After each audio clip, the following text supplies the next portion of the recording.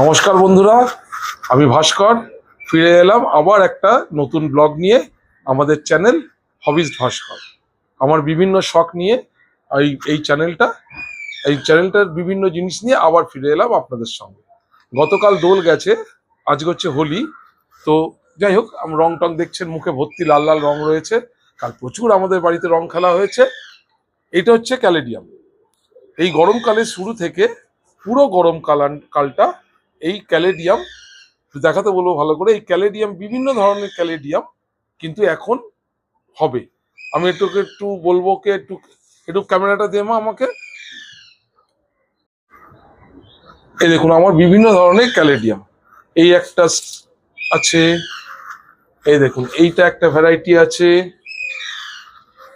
এইটা একটা ভ্যারাইটি আছে ছিটছিটে, এগুলো খুব কমন। এই একটা আছে, এই রেড একটা আছে, বেশ বড় বড় পাতা হয়েছে। এই একটা আছে, আর এইটা হচ্ছে এই মাঝখানে যেটা দেখছেন, এটা এমনি মুখী কচু, যেগুলো আমরা খাই। আমি নিয়ে এসে লাগিয়ে দিয়েছিলাম। এই ক্যালেডিয়াম দিয়ে একটা ফুল ভিডিও, নেক্সট ভিডিওটা আমি করব, যে ক্যালেডিয়াম এই সিজনে কিভাবে করতে হয়। এখন এই গরমকাল থেকে শীতকালে সবাই শীত ঘুমিয়ে গেছিল। গরমকালে আবার এদের আস্তে আস্তে পাতা টাতা ছাড়বে এবং বড় বড় পাতা হবে, সুন্দর দেখতে হবে। এই ছিল ক্যালেডিয়াম। এবং হচ্ছে আপনাদের দেখায় একটা জিনিস, এই জবা গাছটা গতকাল আমি রিপোর্টিং করেছি। পুরো ভিডিওটা করা আছে, এরপরে আপনাদের দেখাবো। এই জবা গাছটা রিপোর্টিং করেছি। এই দেখুন, দুটো করি এসছে, ফুল ফুটলে আপনাদের আপডেট দেবো। চলুন তাহলে দেখে নিই যে একটা জবা গাছ কিভাবে আমরা রিপোর্টিং করব। ঠিক আছে, এই দেখুন প্রচুর অর্কিড টর্কিড হয়েছে। আর আমার অনেকগুলো জবা গাছ, সব ফুল তুলে নিয়ে গেছে পুজোর জন্য। এখানে ভর্তি জবা গাছ আছে, খান দশেক তো হবেই।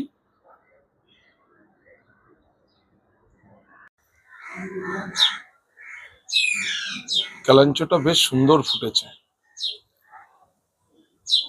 আজকে একটা কাজ নিয়েছি জানেন তো, সেটা হচ্ছে এই যে আমার ট্রপিক্যাল জবাটা আছে, ট্রপিক্যাল জবা না, এটা হয়তো দেশি জবা। আমাকে তো বলেছে থাইল্যান্ড ভ্যারাইটি, জবি যাই হোক। এই যে জবাটা, এই জবা গাছটাকে আজকে রিপোর্টিং করব।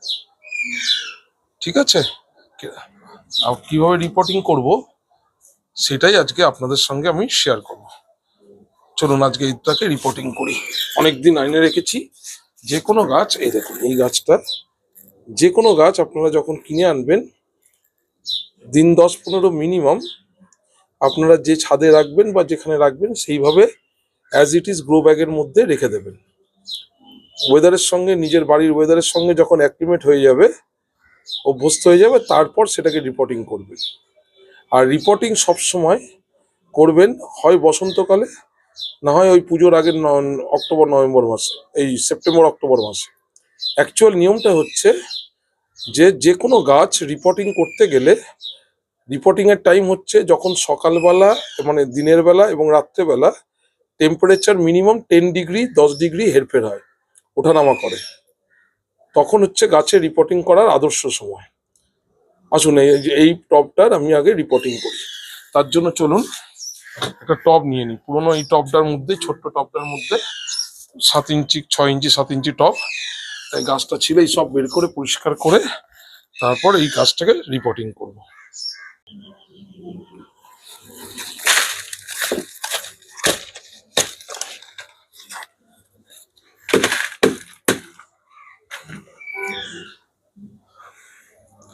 প্রথমে এই যে টবটাকে আমি ফাঁকা করে নিলাম, এই মাটিতেই লাগিয়ে দেবো। মাটিটা মোটামুটি ভালোই আছে। প্রথম গাছ লাগানোর সময় খুব বেশি সারটা না দিয়ে লাগানোই ভালো। আমি জেনারেলি লাগাই না। ঠিক আছে, এটা নর্মাল মাটি। এই মাটিটা দিয়ে আমি প্রথমে ভেতরে খাবড়া দিয়ে দিচ্ছি। এই খাবড়াগুলো দিয়ে দিচ্ছি, ইট ভাঙা টব ভাঙাগুলো দিয়ে। এরপর ড্রেনেজ সিস্টেমটা আর কি ঠিকঠাক করতে হবে। ঠিক, এরপরে দেখুন কত কেঁচো হয়েছে। কেঁচো ভালো, মাটিতে কেঁচো হওয়া মানে মাটিটা ভালো আছে।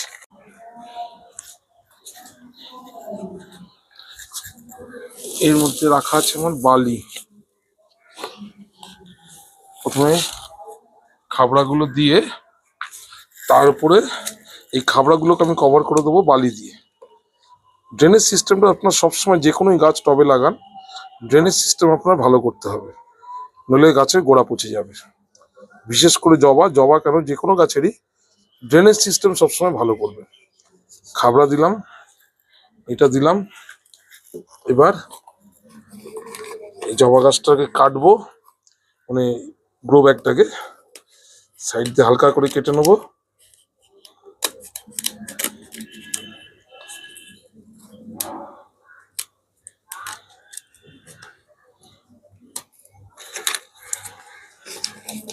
এই যে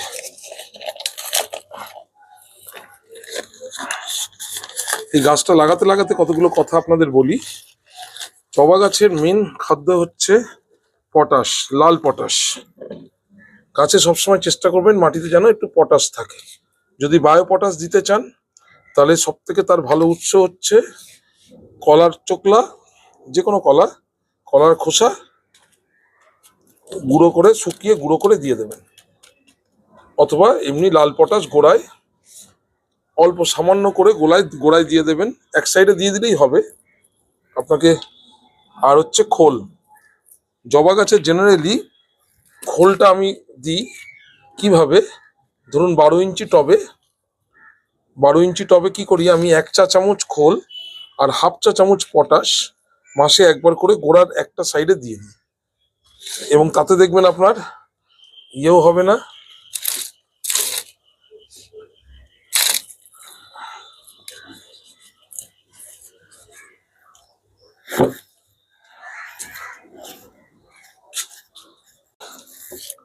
তাহলে জবাতে কি দেবেন, 12 ইঞ্চি টবে 1 চামচ গুঁড়ো খোল, একদম গুঁড়ো খোল, আর হচ্ছে লাল পটাশ, এবং খুঁচিয়ে খুঁচিয়ে চারিদিকটা না মাটিটা ঢুকিয়ে দেবেন যতটা এয়ার পকেট কম থাকে।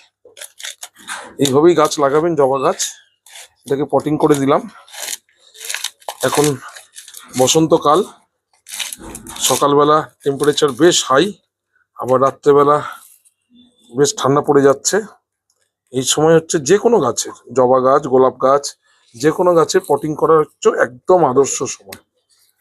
ঠিক আছে, সাইডগুলো আমি চেপে চেপে দেবেন, ব্যাস এই হয়ে গেল আমার জবা গাছ লাগানো। টব ভর্তি করে জল দিয়ে দেবেন, দিয়ে যদি মনে হয় তাহলে 1-2 দিন ছায়ায় রাখবেন। আর যদি আপনার বাড়িতে টেম্পার্ড হয়ে গিয়ে থাকে গাছ, তাহলে রাখার দরকার নেই, রোদেই দিয়ে দিতে পারেন। এটা খুব সুন্দর জবা গাছটা আমি আজকে রিপোর্টিং করে দিলাম। তাহলে জবা গাছের মূল কি, আমরা কি যেটা হচ্ছে আমি যেরকম ভাবে করি সেটা হচ্ছে জবা গাছকে ছোট টব থেকে আস্তে আস্তে বড় টবে দেবেন, এবং 12 ইঞ্চি টবে 1 চা চামচ গুঁড়ো খোল আর হাফ চামচ লাল পটাশ কোনায় করে দেবেন, তাহলে কড়ি ঝরবে না এবং প্রচুর ফুল হবে। আর জলটা একটু বুঝে সুঝে দেবেন, যাতে খুব বেশি জল দেবেন না। এই করলেই কিন্তু আপনার জবা গাছে ভালো ফুল হবে। বেশি যত্ন করবেন না, জবা গাছ এমনি খুব সুন্দর গাছ, ভালো গাছ, প্রচুর ফুল হয়, দেখবেন আপনার কড়িও ঝরবে না, কিচ্ছু হবে না। শুধু এইটুকু করুন। এইটুকুই আমার জানানো ছিল। আজকের প্রোগ্রাম মোটামুটি শেষ। এই হচ্ছে আমার জবা গাছ লাগানো কমপ্লিট। তাহলে দেখলেন তো, এইভাবেই আপনারাও এই রিপোর্টিং গুলো, আপনাদের যদি বাড়িতে কোনো গাছ থাকে তাহলে রিপোর্টিং অবশ্যই এই সময় করতে পারবেন, এবং এই সময় রিপোর্টিং করলে আপনাদের গাছ মরার চান্স খুব কম। আপনারাও গাছের রিপোর্টিং করুন, কাটাই ছাঁটাই করুন, কিন্তু এই মার্চ মাস পুরো চলে গেলে আর করবেন না। আবার দেখা হবে। থ্যাংক ইউ আমাদের ভিডিওটা দেখার জন্য, এবং আবার দেখা হবে আপনাদের সঙ্গে নেক্সট ব্লগে। এবং এই আমাদের ভিডিওটা দেখার জন্য আপনাদেরকে অসংখ্য ধন্যবাদ, এবং প্লিজ আমার চ্যানেলটাকে একটু সাবস্ক্রাইব করে দেবেন, এবং পাশে থাকা বেল আইকনটা টিপে নোটিফিকেশন অন করে দেবেন। আবার দেখা হবে আপনাদের সঙ্গে নেক্সট ব্লগে আবার নতুন কোনো সাবজেক্ট নিয়ে আসবো।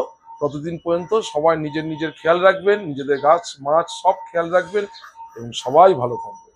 সবাইকে হ্যাপি হোলি।